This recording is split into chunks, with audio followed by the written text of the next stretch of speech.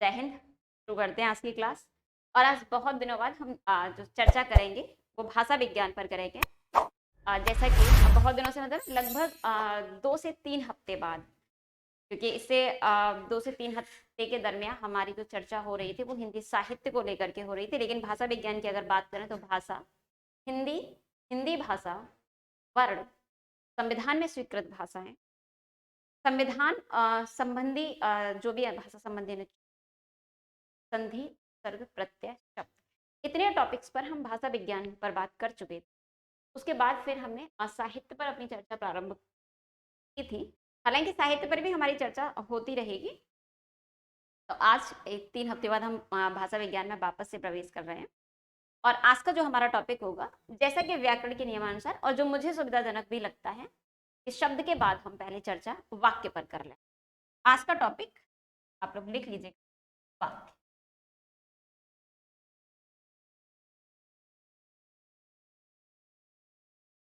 अगर पूछ समझा जाए कि वाक्य किसे कहते हैं या वाक्य होता क्या है, तो एक सामान्य सी डेफिनेशन होती है कि जो शब्दों का समूह है उसी को हम क्या कहते हैं, वाक्य कहते हैं। लेकिन सवाल तो ये है कि शब्दों का आखिर कैसा समूह, हम किस समूह को कहें कि वो वाक्य है।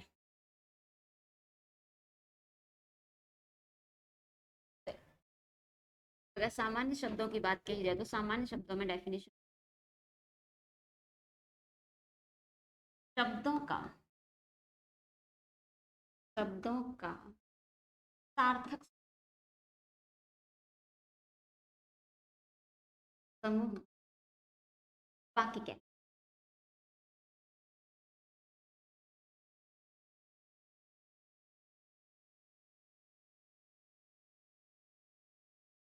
यानी कि सिर्फ शब्दों का समूह वाक्य नहीं हो सकता, क्योंकि शब्दों का समूह तो मान लीजिए मैंने आपसे कहा, जैसे जाता, आगरा,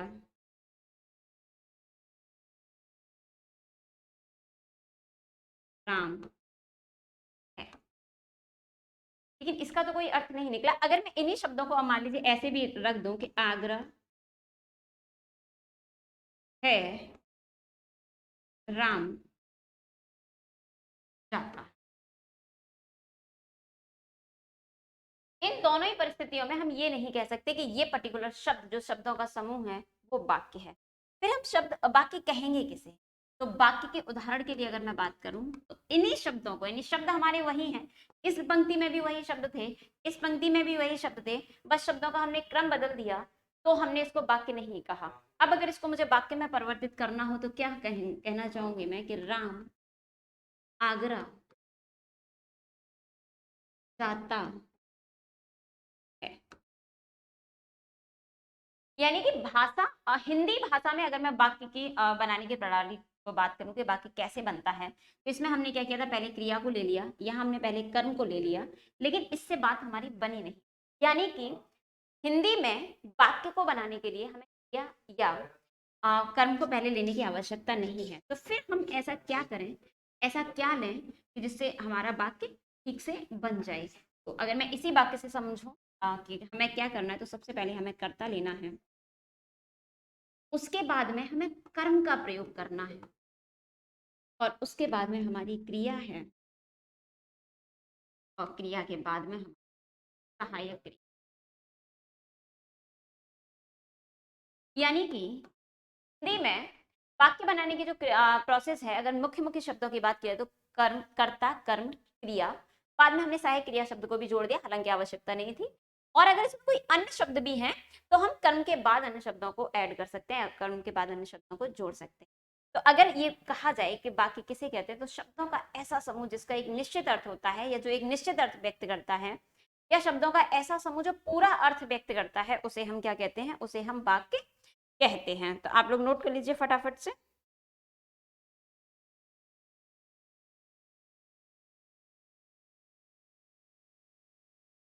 अगर परिभाषा की बात की जाए तो हम परिभाषा के तौर पर लिख, शब्दों का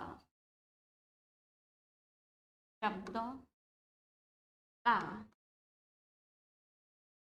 ऐसा समूह, शब्दों का ऐसा समूह जो पूरा अर्थ प्रकट करता, अर्थ हम कह सकते हैं आशय, पूरा अर्थ प्रकट करता,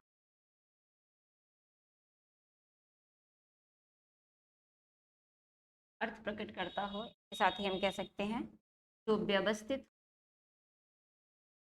व्यवस्थित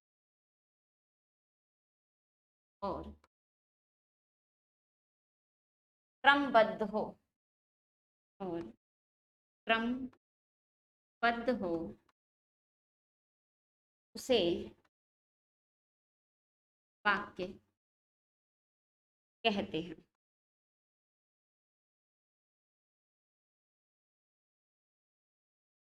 जैसे उदाहरण के तौर पर अगर हम बात कर लें, किसान हल द्वारा या हल से खेत जोतता।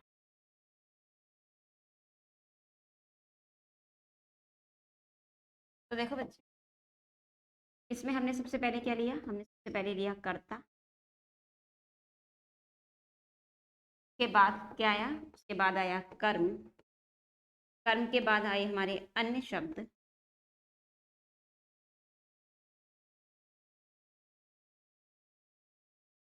अन्य शब्द के बाद हमारी क्रिया थी, और क्रिया के बाद में हम सहायक क्रिया का।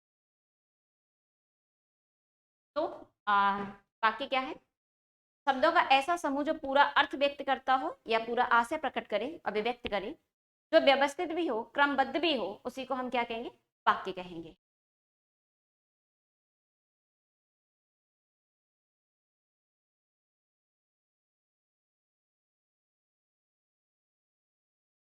इसके आगे हम बात करते हैं वाक्य के अंग, यानी वाक्य के कौन कौन से अंग। हेडिंग डालिए, वाक्य के अंग।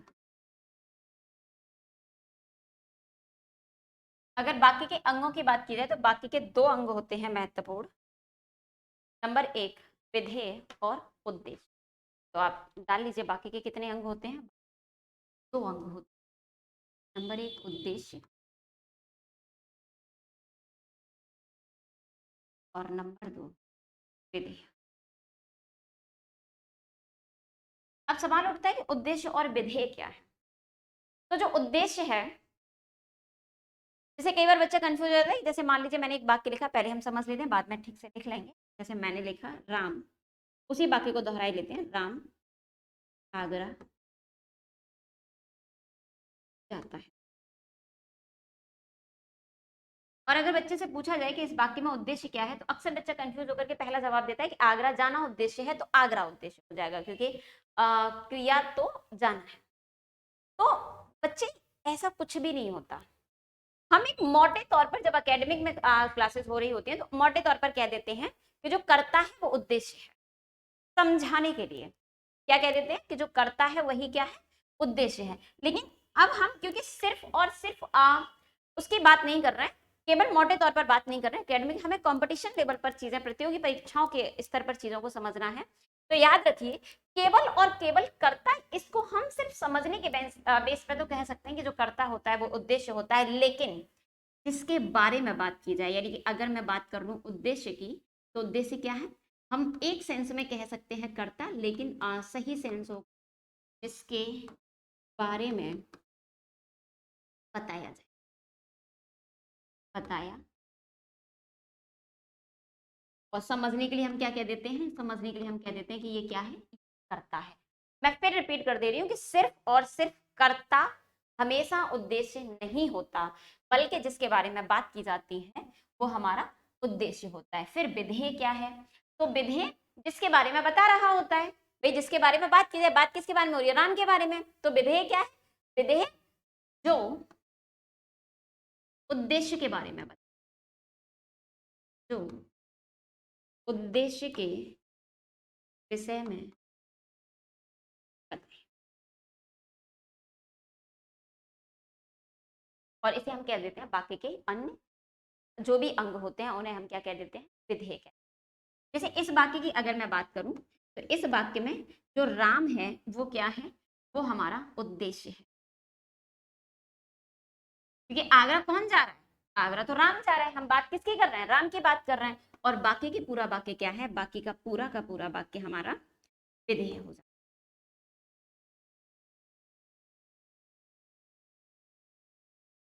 जैसे कि मैंने एक बात है जिसके बारे में बात की जाए तो मैं यहीं पर एक एग्जांपल लिखती हूँ। मान लीजिए मैंने एक एग्जांपल लिखा, मेरी अलमारी में, मेरी अलमारी में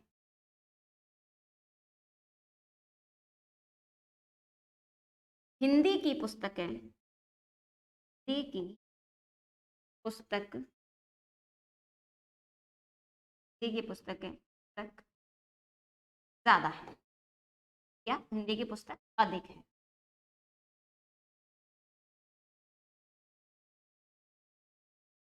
तो अब इस कंडीशन में आप क्या बात करेंगे, आप बात करें पुस्तक की, किसके बारे में, ना कि अलमारी की। आपकी मेन इसमें उद्देश्य आपका क्या हो जाएगा, इसमें उद्देश्य आपका पुस्तक हो जाएगा, क्योंकि अब पुस्तक यहाँ पे कर्ता भले ही ना हो। यानी मैं फिर वही बात कह रही हूँ कि हमेशा सिर्फ कर्ता ही उद्देश्य नहीं होता। हालांकि हम बेसिक चीजों में ये कह देते हैं कि जो कर्ता है वो उद्देश्य है, लेकिन उद्देश्य क्या है, जिसके बारे में बात की जा रही होती है वो उद्देश्य होता है, और विधेय वो है जो उद्देश्य के बारे में बता रहा होता है। तो आप लोग नोट कर लीजिए, अगर नोट कर रहे हैं साथ साथ तो, और स्क्रीनशॉट अगर लेना चाहें तो स्क्रीनशॉट ले लीजिए। चलिए इसके बाद हम बात करते हैं, हमने बात कर ली वाक्य के अंग, अब हम बात करते हैं वाक्य की महत्वपूर्ण, वाक्य में ऐसी क्या अनिवार्य तत्व तो होने चाहिए। हालांकि एग्जाम व्यू पॉइंट से ये बहुत ज्यादा आवश्यक नहीं है, लेकिन जब हम वाक्य को समझ ही रहे हैं तो हमें सारी चीजों को ठीक से समझ के चलना चाहिए, ऐसा मेरा अपना मानना है। तो वाक्य की अनिवार्य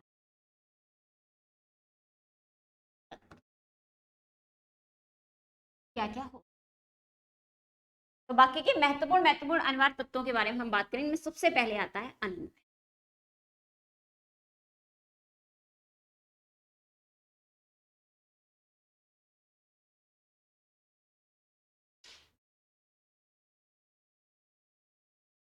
और अन्वय का अर्थ होता है, या हम कह सकते हैं मेल से मतलब है जिसमें समीपता थोड़ी सी ज्यादा हो। यानी कि ऐसा ना हो कि आप बात कर रहे हो, जैसे मान लीजिए आपने कहा कि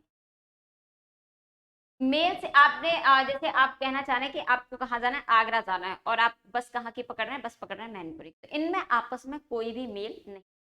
तो पहली चीज अन्वय का होना जरूरी है, अनन्वय का होना जरूरी है, दूसरा मेल का होना जरूरी है। दूसरी चीज है, अनन्वय और मेल लगभग एक ही बात है। दूसरी बात है योग्यता।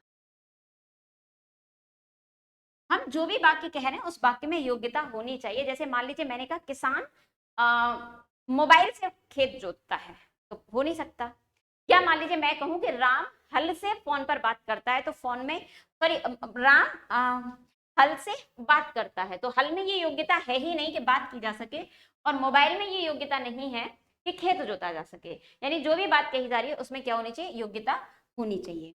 तीसरी चीज, उसमें आकांक्षाओं की पूर्ति होनी।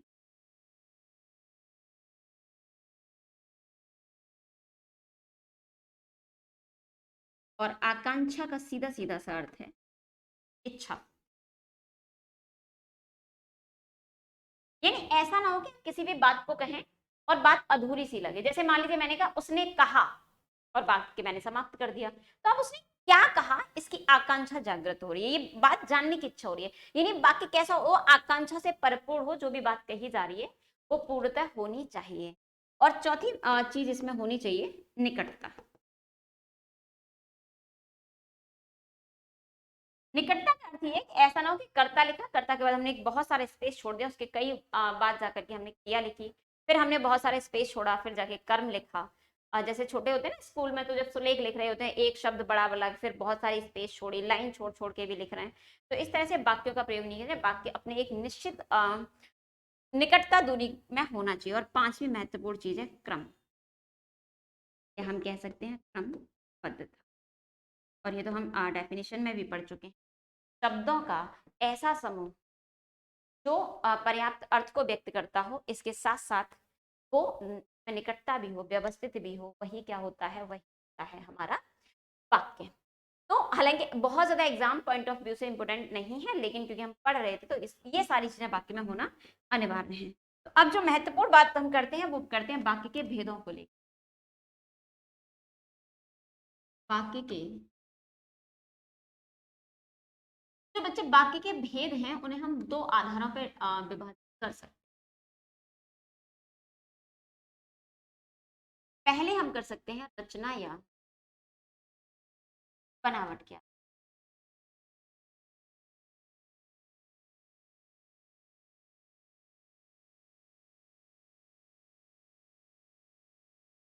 और दूसरा हम विभेदीकरण कर सकते हैं अर्थ क्या।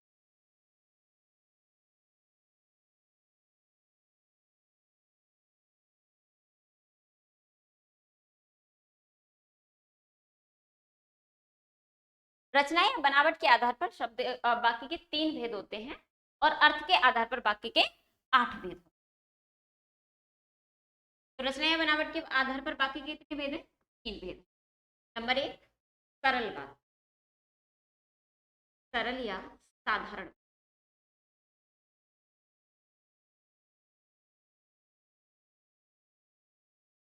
नंबर 2,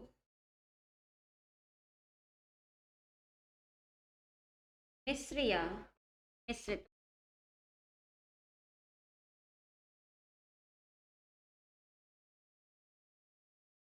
और नंबर 3, संयुक्त वाक्य।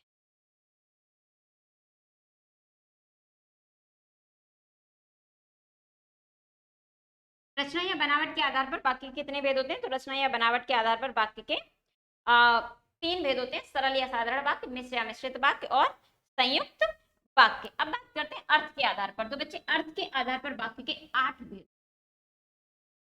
नंबर 1, विधिवाचक, विधिवाचक, इसी को विधिवाचक, विधानवाचक, विधेयार्थक या आपका सरल वाक्य भी कह सकते हैं, जिसे आप अफर्मेटिव में पॉजिटिव वाक्य से आप अंग्रेजी में कहते हैं। क्या होता है निषेधात्मक या नकारात्मक।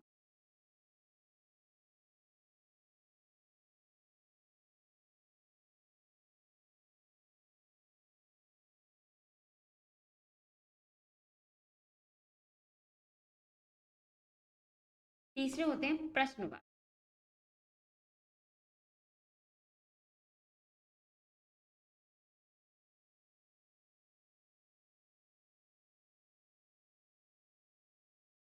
और चौथे होते हैं आपके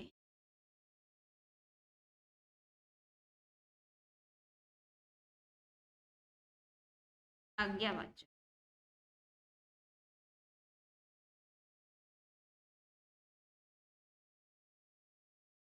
पांचवे वाक्य हैं इच्छावाचक।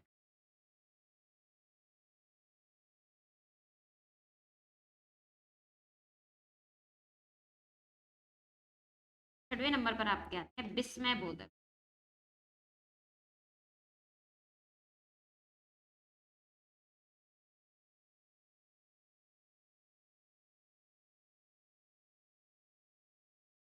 सातवें नंबर पर आपके आते हैं संकेत बोधक, संकेतवाचक क्या।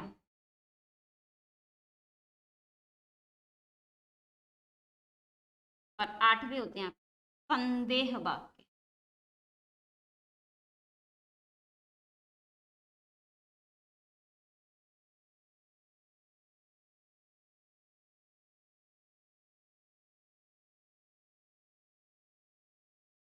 रचना या बनावट के आधार पर वाक्य के 3 भेद होते हैं, सरल वाक्य, साधारण वाक्य जिन्हें कहा जाता है, या मिश्रित वाक्य, या फिर आपके संयुक्त वाक्य।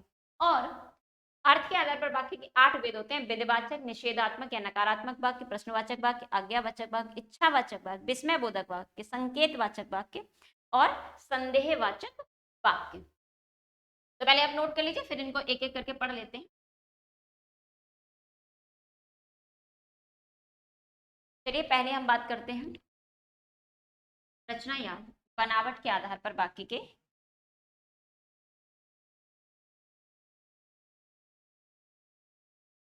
आधार पर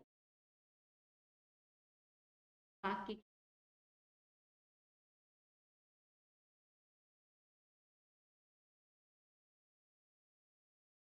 और ये हैं कितने, ये 3 भेद हैं। सबसे पहले कौन से वाक्य आते हैं, सरल या साधारण।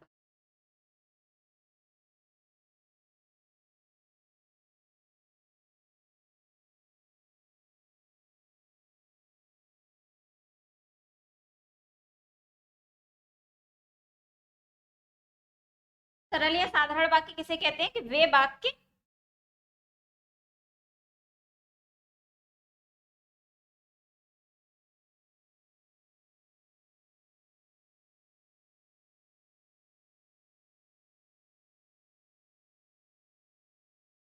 वे वाक्य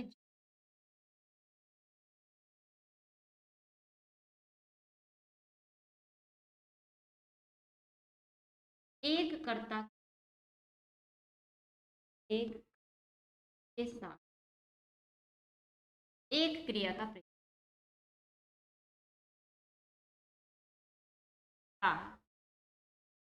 प्रयोग किया जाए। ये चीज क्या याद कर सकते हैं, कि वे वाक्य जिनमें एक कर्ता के साथ एक क्रिया का प्रयोग किया गया हो, वो वे वाक्य कैसे होंगे, वे वाक्य सरल वाक्य कहलाते हैं। अगली अगर हम बात करें कि अगली वाक्य कौन सी है, तो एक तरीका तो ये भी है पहचानने का। दूसरा तरीका क्या हो सकता है, वे वाक्य जिनसे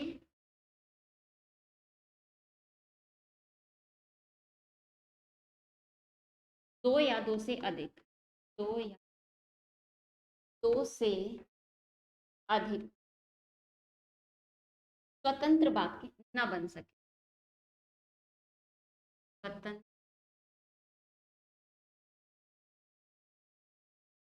न बन सके। एक तरीका ये, ऐसे वाक्य जिनसे दो से अधिक वाक्य नहीं बन सकते। तीसरी कंडीशन क्या हो सकती है, तीसरी तरीका क्या है पहचानने का, तो तीसरा तरीका ये भी हो सकता है, वे वाक्य जिनमें प्रधान वाक्य के साथ कोई उपवाक्य ना जुड़ा हो, कोई उपवाक्य ना जुड़ा हो,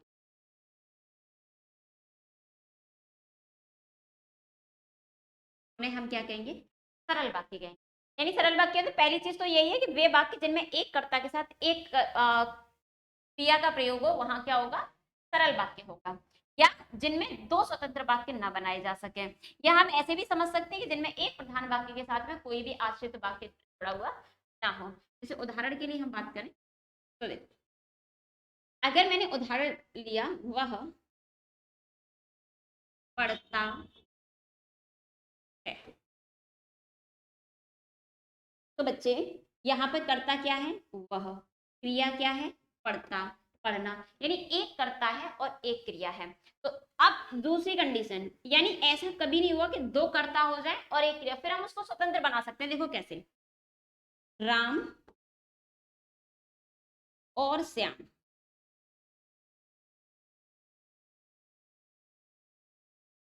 पढ़ते।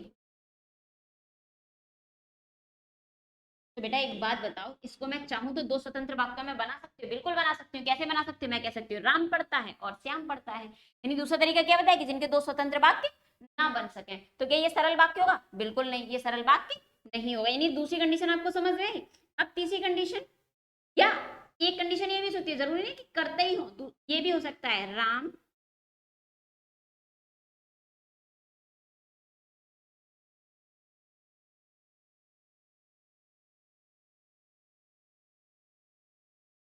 पढ़कर सो गया।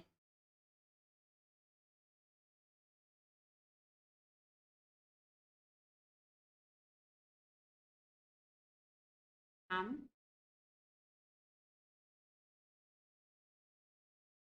आगरा गया, वह ताजमहल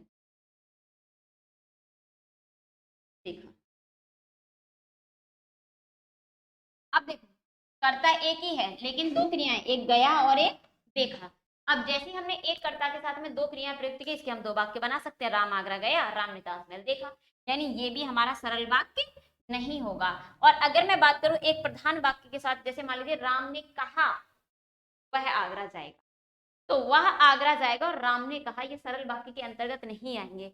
यानी सरल वाक्य क्या है? सरल वाक्य है वह पढ़ता है, राम जाता है, राम खाता है। और जरूरी नहीं है कि हम छोटा सा ही वाक्य, हम एक बहुत बड़ा वाक्य भी ले सकते हैं। जैसे मान लीजिए मैंने कहा कि वो जो अयोध्या के राजकुमार थे, दशरथ के पुत्र, सीता के पति, कौशल्या के बेटे, वन को गए। तो हम बात किसकी कर रहे हैं? हम सिर्फ राम की बात करें। हमने कहा कौशल्या के बेटे राम वन को गए। तो अब यहाँ पे क्या, ये सरल वाक्य की श्रेणी में आएगा। भले ही हमारा कर्ता के संबंध में हमने कितनी भी बड़ी बातें कह दी हो, लेकिन हमारा एक कर्ता है और उसके साथ में एक क्रिया प्रयुक्त हुई है, तो कौन सा वाक्य होगा? साधारण या सरल वाक्य कहलाता है। यानी डेफिनेशंस क्या है कि जब एक कर्ता के साथ में एक क्रिया का प्रयुक्त होता है, तब वहां पर हमारा सरल वाक्य होता है। तो आप लोग नोट कर लीजिएगा। उसके बाद हेडिंग डालिए फटाफट से, और मिश्रित वाक्य।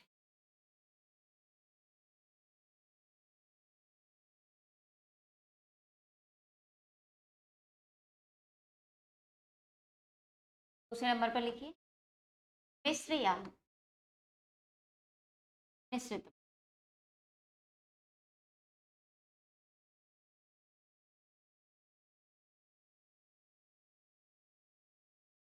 अब ये क्या होते हैं? तो देखो, जब एक प्रधान वाक्य के साथ में, जब एक प्रधान वाक्य के साथ, या आप ऐसे भी लिख सकते हैं, जब एक प्रधान मुख्य वाक्य के साथ, जब मुख्य वाक्य के साथ के साथ एक या एक से अधिक, एक या एक से अधिक उपवाक्य जुड़े हों, अधिक उपवाक्य जुड़े हों, तब उसे मिश्र या मिश्रित वाक्य कहते हैं। यानी ऐसा एक वाक्य जो एक तो मुख्य वाक्य है, मुख्य वाक्य कह रहे हैं, लेकिन उसके साथ में क्या जुड़ा हुआ है? उसके साथ में एक उपवाक्य जुड़ा है। अब वो एक भी हो सकता है और एक से अधिक उपवाक्य भी हो सकते हैं। जैसे फॉर एग्जाम्पल अगर हम बात करें तो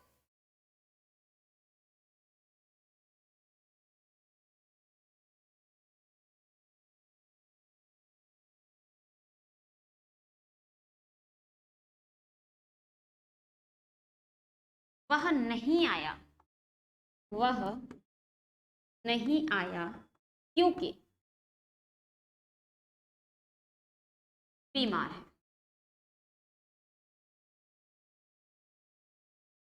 यानी कि जहां पर हम एक बात करें और बात कैसी रह जाए, हमारी अधूरी सी रह जाए, तब वो क्या होगा कि वहां पर हमारा मिश्र वाक्य होता है। एक एग्जाम्पल और ले लेते हैं। राम ने कहा कि वह बाजार जाएगा, वह बाजार जाएगा।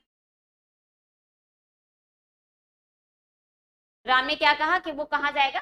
बाजार जाएगा। यानी कि जहां एक वाक्य पर दूसरा वाक्य निर्भर हो, डिपेंडेड हो, या एक वाक्य से अर्थ स्पष्ट ना हो रहा हो, उसके लिए दूसरे वाक्य का आना अनिवार्यतः जरूरी हो, वहां पर क्या होता है? वहां पर हमारा मिश्र वाक्य होता है, जिसे हम मिश्रित वाक्य भी कहते हैं।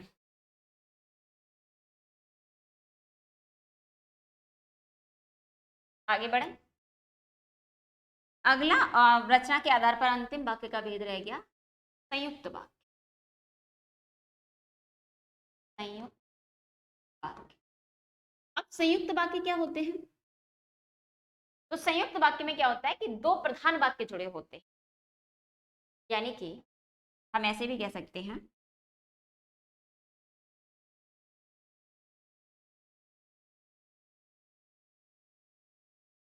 वाक्य से, यानी वे वाक्य जिससे दो या दो से अधिक, दो या दो से अधिक स्वतंत्र वाक्य स्वतंत्र वाक्य बन सके या बन जाएं, तब वहां मिश्र या मिश्रित वाक्य होता है। ऐसे वाक्य, अब इसमें क्या हो सकता है, इसमें हो सकता है एक क्रिया हो, एक कर्ता हो, और सॉरी एक कहने की कंडीशन क्या हो सकती है, एक से अधिक कर्ता हो, अधिक कर्ता हो, या हो सकता है एक से अधिक क्रिया हो।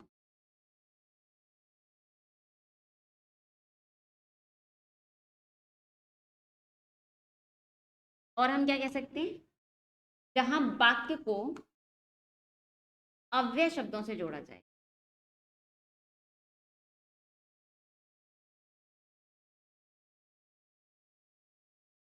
लेकिन याद रखना, जैसे कि मैंने कहा ना, जैसे वह नहीं आया क्योंकि बीमार है, क्योंकि भी अव्यय शब्द है, लेकिन वहां पर वाक्य स्वतंत्र रूप से दो नहीं बन सकते। वाक्य को अव्यय से जोड़ा, वाक्य को अव्यय शब्दों से जोड़ा जाए, जोड़ा जाए, किंतु वाक्य कैसे होने चाहिए, स्वतंत्र वाक्य होने। उदाहरण के लिए अगर हम समझे तो उदाहरण के लिए क्या हो सकता है, जैसे मान लीजिए राम, लक्ष्मण और सीता वन को गए, वन को गए। अब देखो, इसमें एक से अधिक करता है, राम हम कह सकते हैं राम वन को गए, लक्ष्मण वन को गए, सीता वन को गई, यानी एक वाक्य को हम तीन वाक्यों में डिवाइड कर सकते हैं। और यही बात कही गई थी कि जहां दो या दो से अधिक स्वतंत्र वाक्य बन सके, यानी कि एक से अधिक करता हो, ये हमारी पहली कंडीशन होगी। अगर दूसरी बात करें, एक से अधिक क्रियाएं हों, जैसे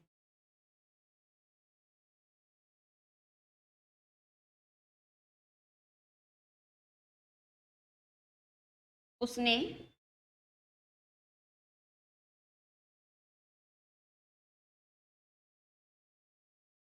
राम को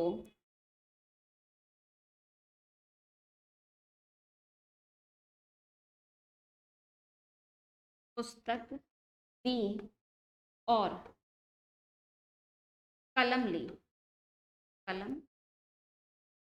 अब क्रियाएं क्या हुई, एक तो देना और एक देना, यानी कि उसने क्या किया, राम को पुस्तक दी और उससे कलम, हमने क्या किया। अब यहीं पर हम ये बात है अव्यय शब्दों से जोड़ा जाए, लेकिन बाकी कैसे हो, अव्यय। अब यहाँ पे हमने किससे जोड़ा, और से जोड़ा, तो इस बात को हम दो वाक्यों में परिवर्तित कर सकते हैं, नहीं कर सकते, बिल्कुल कर सकते हैं। उसने राम को पुस्तक दी, और हम कह सकते हैं उसने राम से पुस्तक ली। तो सरल वाक्य कौन से हैं, जहां एक कर्ता एक क्रिया का प्रयुक्त हो, वहां सरल वाक्य होते हैं। मिश्रित वाक्य कौन से हैं, जहां एक वाक्य जब कहा जाए तो बात पूरी ना हो, उसको पूरा करने के लिए हमें दूसरी बात को बोलना ही पड़े, यानी जहां एक वाक्य पर दूसरा वाक्य आधारित हो, निर्भर हो, आश्रित हो।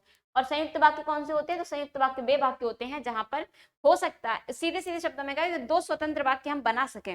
हो सकता है दो कर्ता का प्रयोग हो सकता है दो क्रिया का प्रयोग हो, और ये भी हो सकता है कि वाक्य को किसी अव्यय शब्द से जोड़ा जाए। लेकिन याद रखने वाली बात है कि अव्यय शब्द से भी यदि जोड़ा जा रहा है तो अव्यय शब्द से जोड़ने के बाद वाक्य कैसा होगा, उसके बाद में वाक्य स्वतंत्र हो जाना चाहिए। ऐसा ना हो कि हम क्योंकि किंतु परंतु से जोड़े, यानी एक वाक्य दूसरे पे आश्रित अगर होता है अव्यय शब्द के साथ में, तो फिर वहां पर आपका मिश्रित वाक्य होगा।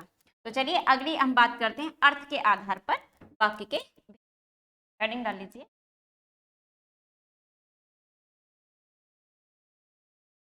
अर्थ आधार वाक्य के। और ये भेद हमारे कितने, हमारे 8 हैं। फिर मैं सबसे पहले हेडिंग डालिए विधिवाचक,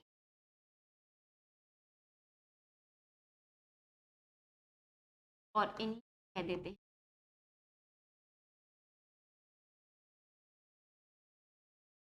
जो आपने अंग्रेजी में अफर्मेटिव सेंटेंस पढ़े होंगे, उन अफर्मेटिव सेंटेंस में जो आपके पॉजिटिव सेंटेंस होते हैं वही हमारे क्या होते हैं, विधिवाचक वाक्य होते हैं।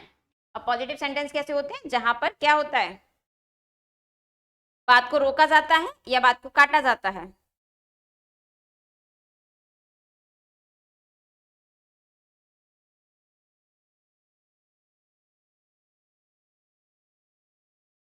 जब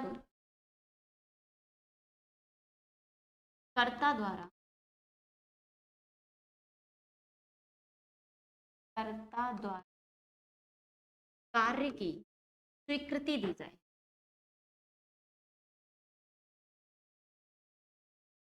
जाए तब वहां विधिवाचक वाक्य होता है। यानी कि हम जिस कर्ता की बात कर रहे हैं वहां और वो क्रिया के लिए क्या करे, पॉजिटिव सेंस में रिप्लाई दे, हाँ करे, तब वहां पे कौन सा वाक्य होता है, तब वहां पर विधिवाचक वाक्य होता है। उदाहरण के लिए अगर हम बात करें तो उदाहरण कैसे हो जाएगा, जैसे मैं बाजार जाऊंगा, या मान लीजिए और एक एग्जांपल ले लें,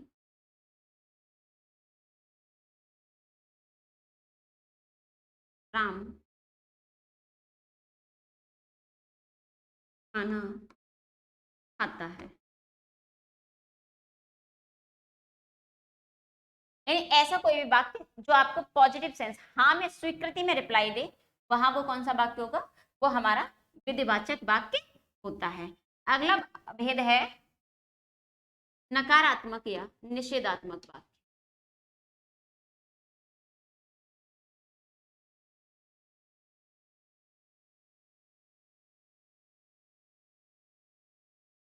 नकारात्मक, नकारात्मक। अब ये कौन से वाक्य होते हैं, जिनमें कार्य के लिए स्वीकृति न दी जाए। जिन वाक्यों में, वे वाक्य जिनमें क्रिया की ना हो, क्रिया की ना हो, क्या कहते हैं, इसे हम विधिवाचक वाक्य, सॉरी नकारात्मक या निषेधात्मक वाक्य कहते हैं। जैसे उदाहरण के लिए अगर हम करें, वह पढ़ता नहीं है। मान लीजिए हमने एक और वाक्य लिया, ने खाना नहीं खाया। एक ऐसा वाक्य हो गया, नहीं इसमें जो क्रिया हो रही है, चाहे वो क्रिया पढ़ना हो चाहे वो क्रिया खाना हो, उसकी अस्वीकृति का बोध हो रहा है, यानी क्रिया की स्वीकृति ना होने का बोध हो रहा है, तब हमारा कौन सा वाक्य होता है, उस कंडीशन में हमारा वाक्य होता है निषेधात्मक। और तीसरा वाक्य है प्रश्नवाचक। प्रश्न,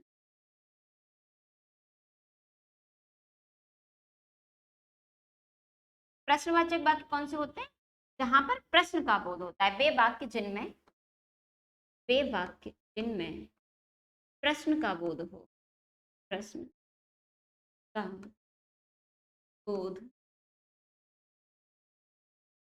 उन्हें हम क्या कहेंगे, उन्हें हम प्रश्नवाचक वाक्य कहेंगे। जैसे उदाहरण के लिए अगर हम बात करें तो उदाहरण क्या हो सकते हैं,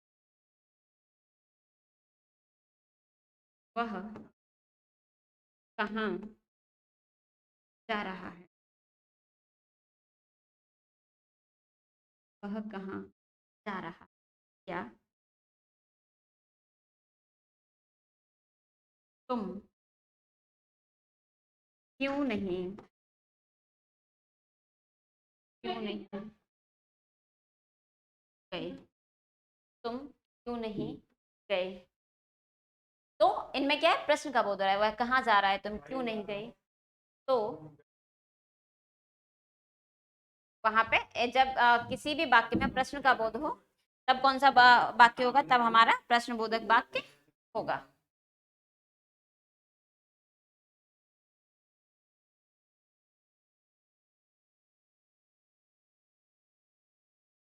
अगले हमने कौन सी बात की, आज्ञावाचक या इच्छावाचक वाक्य।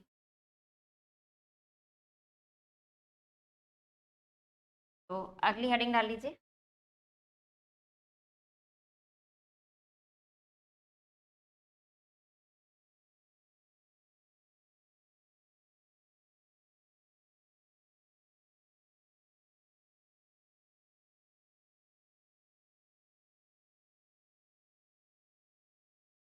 आज्ञावाचक वाक्य। तो आज्ञावाचक वाक्य कौन से होते हैं बेटा? आज्ञावाचक वाक्य वे वाक्य होते हैं जिनमें आज्ञा, आदेश या फिर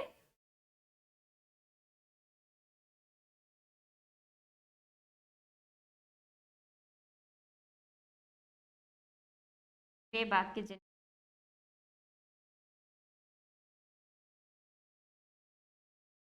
आज्ञा,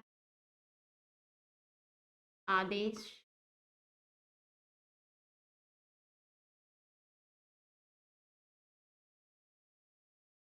प्रार्थना,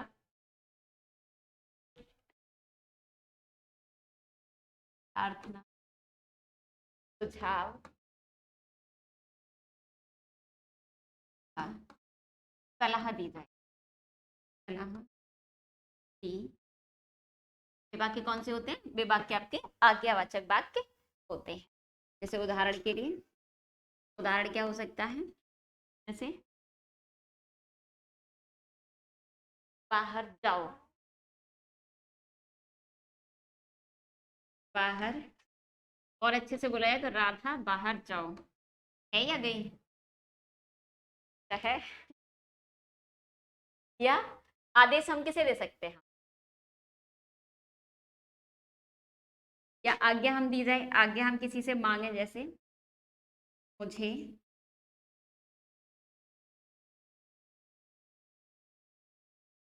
बाहर जाना है। तो यहाँ कौन सा वाक्य होगा हमारा? यहाँ हो जाएगा आज्ञावाचक वाक्य। अगली बात करते हैं।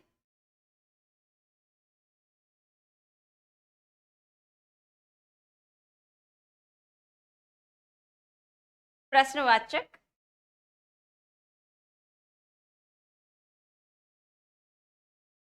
या प्रश्नबोधक वाक्य कहते हैं। इनके लिए एक शब्द कामनार्थक भी प्रयोग किया गया है। तो ये वाक्य कौन से होंगे? वे वाक्य जिनसे, वे वाक्य जिनमें, जिनसे प्रश्न या कामना का बोध हो। कामना अर्थात इच्छा, जानने की इच्छा, इच्छा का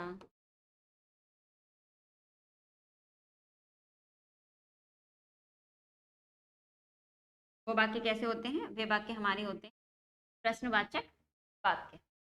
जैसे, सॉरी, प्रश्नवाचक वाक्य तो हम पहले ही पढ़ चुके हैं। इच्छावाचक वाक्य,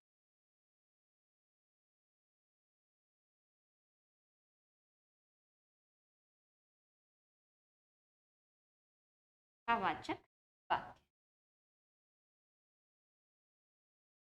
उदाहरण के लिए अगर हम बात करें तो उदाहरण क्या हो सकते हैं इसमें? तो उदाहरण हो सकते हैं जैसे आप सफल हों, आप सफल। या आप कह सकते हो आपका दिन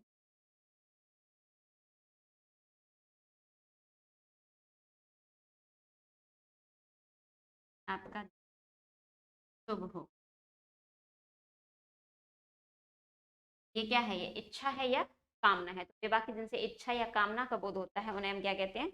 उन्हें हम इच्छावाचक या कामनावाचक वाक्य कहते हैं। नेक्स्ट, विस्मय बोधक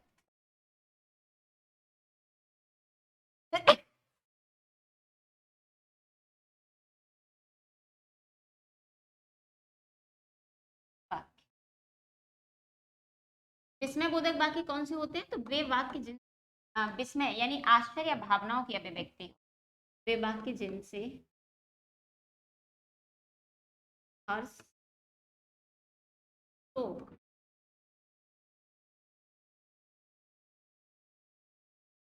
आनंद, आश्चर्य,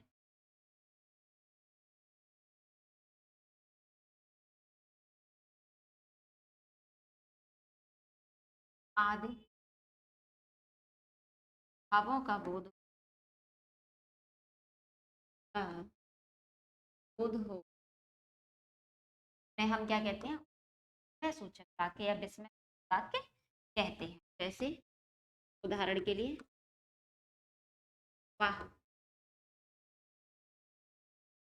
ताजमहल सुंदर है।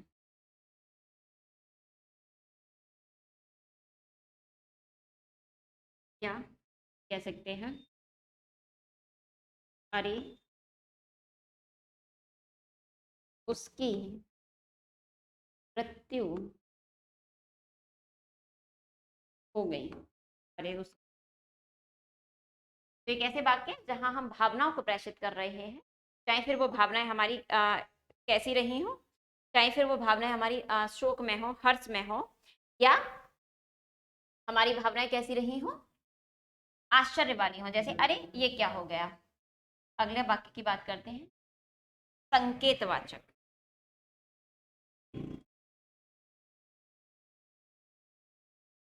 संकेत या जिन्हें हम कहते हैं शर्तवाचक।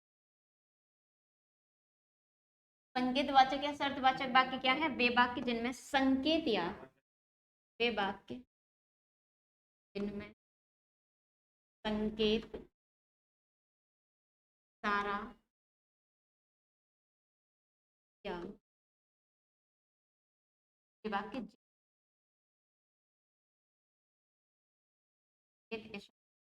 शर्त का बोध, शर्त में हम क्या कहते हैं? संकेतवाचक वाक्य कहते हैं। उदाहरण के लिए अगर हम बात करें तो उदाहरण क्या हो सकता है? यदि तुम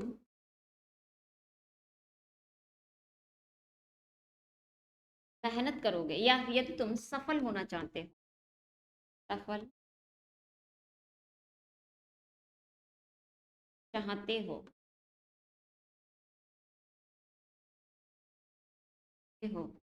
तो मेहनत करो। मेहनत। और जो अभी मेरे पास बैठा उससे मैं कह रही हूँ यदि तुम सफल होना चाहते हो अपना मोबाइल फेंक दो।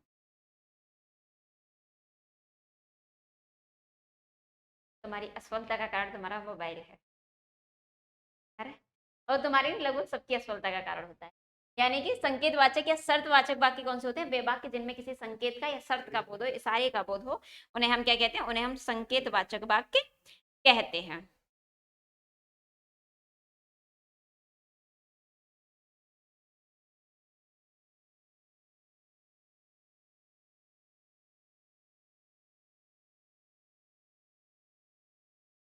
और अंतिम वाक्य हमारा संदेहवाचक।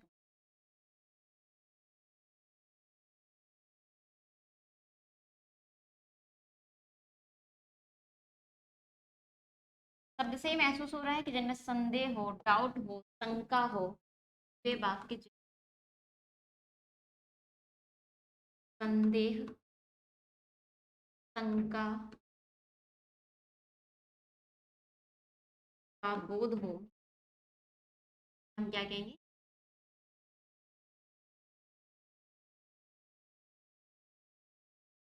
वाचक वाक्य। जैसे उदाहरण के लिए,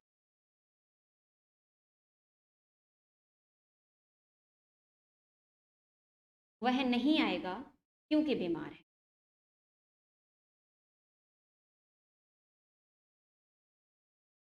बीमार है, बीमार, शायद नहीं आए, शायद, या आप कह सकते हैं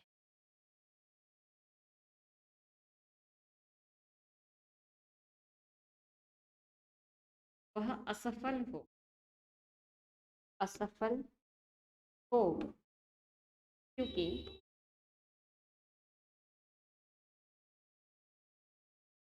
क्योंकि मेहनत नहीं करता। वह असफल हो क्योंकि मेहनत नहीं करता।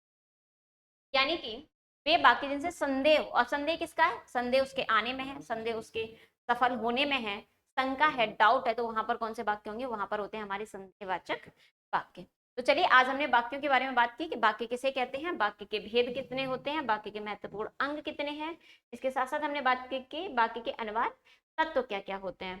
एक बार रिवीजन कर लेते हैं 5 मिनट में कि आज की क्लास में क्या पढ़ा। आज की क्लास में हमारा सबसे पहला टॉपिक था वाक्य जो कि हमने भाषा विज्ञान में कई दिनों बाद वापस किए, तो वाक्य किसे कहते हैं? शब्दों का सार्थक समूह। ऐसा समूह जो एक सार्थक अर्थ देता हो। ऐसा ना हो कि वाक्य का हम कहीं से भी शब्दों को इकट्ठा कर लें और उसे कह दें कि वो वाक्य है। नहीं, वाक्यों का सार्थक समूह ही क्या कहलाता है? वाक्य कहलाता है। डेफिनेशन के बारे में हमने बात की, तो शब्दों का ऐसा समूह जो पूरा अर्थ या आशय प्रकट करता हो, जो व्यवस्थित हो, जो क्रमबद्ध हो। जैसे मान लीजिए मैंने कहा किसान हल से खेत जोतता है, तो क्रम क्या है कि पहले कर्ता होगा, उसके बाद कर्म आएगा, फिर यदि अन्य शब्द है तो अन्य शब्द आएंगे, उसके बाद क्रिया होगी और अंत में हमारी सहायक क्रिया होगी। यानी क्रमबद्ध होना चाहिए और व्यवस्थित होना चाहिए। इसके बाद हमने बात करी कि वाक्य के अंग क्या होते हैं। तो वाक्य के दो अंग होते हैं महत्वपूर्ण, उद्देश्य और विधेय। बच्चे जिसके बारे में बात की जा रही होती है वो उद्देश्य होता है। हालांकि सामान्यतः 90% कंडीशन में हमारा उद्देश्य कर्ता ही होता है और विधेय जो उद्देश्य के बारे में बता रहा होता है उसे हम विधेय कहते हैं। जैसे मैंने कहा कि राम आगरा जाता है, तो राम हमारा उद्देश्य है और जबकि विधेय पूरा वाक्य है। दूसरे वाक्य जैसे मैंने लिखा मेरी अलमारी में हिंदी की पुस्तक अधिक है, तो बात हम पुस्तकों की कर रहे हैं, तो पुस्तक हमारा उद्देश्य होगा। इसके बाद हमने अनिवार्य तत्वों की बात की। हालांकि एग्जाम पॉइंट ऑफ व्यू से बहुत ज्यादा आवश्यक नहीं है, लेकिन फिर भी एक सामान्य चर्चा की अनन्वय क्या होता है, योग्यता क्या है, मेल क्या है, अनन्वय को ही मेल कहते हैं, आकांक्षा क्या है, निकटता क्या है, क्रमबद्धता क्या है। इसके बाद जो हमने चर्चा की वो की महत्वपूर्ण चर्चा वाक्य के भेद, जहां से प्रश्न बनते ही बनते हैं। वाक्य के दो आधारों पर भेद किया जाता है, एक तो रचना या बनावट के आधार पर और अर्थ के आधार पर। रचना या बनावट के आधार पर वाक्य के 3 भेद होते हैं, साधारण वाक्य, संयुक्त वाक्य और मिश्रित वाक्य। अर्थ के आधार पर वाक्य के 8 भेद होते हैं, विधिवाचक या जिसे हम विधानवाचक वाक्य भी कहते हैं, निषेधात्मक वाक्य, प्रश्नवाचक वाक्य, आज्ञा सूचक वाक्य, इच्छावाचक वाक्य, विस्मयबोधक वाक्य, संदेहवाचक वाक्य और संकेतवाचक वाक्य। फिर हमने बात करी रचना के आधार पर वाक्य के भेद। तो सरल वाक्य किसे ये कहते हैं? सरल वाक्य को हम साधारण वाक्य कहते हैं। वे वाक्य जिनमें एक कर्ता के साथ एक क्रिया का प्रयोग हो, साधारण वाक्य कहते हैं। या हम कह सकते हैं जिनमें दो कर्ता, वे वाक्य जिनमें दो या दो से अधिक स्वतंत्र वाक्य न बन सके उन्हें हम साधारण वाक्य कहते हैं। जिनमें एक प्रधान वाक्य के साथ कोई उपवाक्य नहीं जुड़ा होता है उन्हें हम साधारण वाक्य कहते हैं। मिश्रित वाक्य क्या होते हैं? तो मिश्रित वाक्य वे वाक्य होते हैं जिनमें एक मुख्य वाक्य के साथ में एक से अधिक उपवाक्य जुड़े होते हैं, उन्हें हम मिश्रित वाक्य कहते हैं। संयुक्त वाक्य किसे कहते हैं? तो संयुक्त वाक्य वे वाक्य होते हैं जिनसे हम दो या दो से अधिक स्वतंत्र वाक्यों को बना लेंगे, वो हमारे संयुक्त वाक्य होंगे। हम कह सकते हैं इसमें एक से अधिक कर्ता भी हो सकता है, एक से अधिक क्रिया भी हो सकती है और वाक्यों को अव्यय शब्द से जोड़ा जाएगा। हालांकि याद रखने वाली बात है कि अव्यय शब्द कैसे हो, यानी अव्यय शब्द जुड़े हो लेकिन वाक्य कैसा हो, स्वतंत्र वाक्य बनने की स्थिति में हो, तभी हम कहेंगे कि वो मिश्रित वाक्य संयुक्त वाक्य है। उसके बाद हमने बात करी अर्थ के आधार पर वाक्य के भेद। तो अर्थ के आधार पर वाक्य के 8 भेद होते हैं, विधिवाचक, विधानवाचक, विधेयतार्थक या साधारण वाक्य भी जिसे कहा जा सकता है, सामान्य वाक्य। तो वे वाक्य जिनमें कर्ता की स्वीकृति हो, कर्ता क्रिया के लिए स्वीकृति दे, उसमें उसे कहते हैं विधिवाचक वाक्य।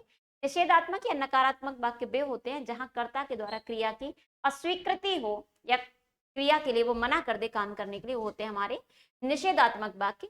और प्रश्नवाचक वाक्य वे होते हैं जहां पर किसी प्रश्न का बोध होता है। नेक्स्ट बात की हमने आज्ञावाचक वाक्य। तो वे वाक्य जिनसे आज्ञा, आदेश, प्रार्थना, सुझाव, सलाह की बोध हो दी जाए उन्हें हम क्या कहते हैं? आज्ञावाचक वाक्य।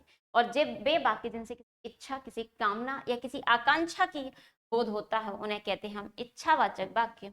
और विस्मय बोधक वाक्य भी होते हैं जिनसे हमें भावनाओं की अभिव्यक्ति हो, फिर वो भावना चाहे हर्ष की हो, शोक की हो, विस्मय की हो, विवशता की हो, यानी जिनसे भावनाओं की अभिव्यक्ति हो वो होते हैं हमें विस्मय वाक्य।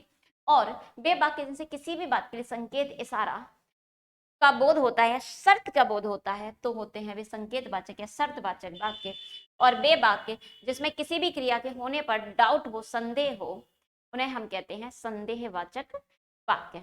तो चलिए आज की इस क्लास में इतना ही।